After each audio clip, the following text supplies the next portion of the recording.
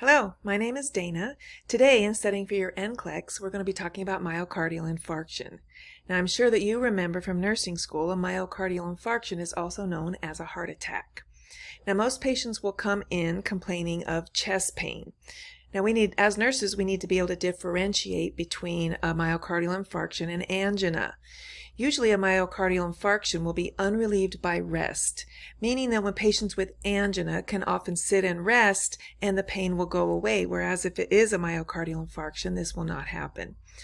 Myocardial infarction often presents also with radiating pain, such as radiating from the left chest to the jaw, maybe to the shoulder, maybe to the back.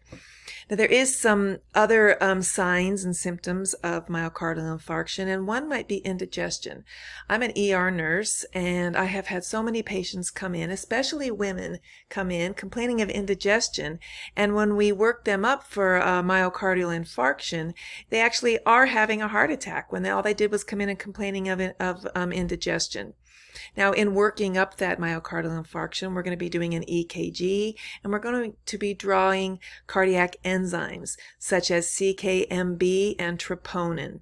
As you can see in the slide here, these are the diagnoses for a myocardial infarction. We'll have a lot more to talk about later. Thank you for your time.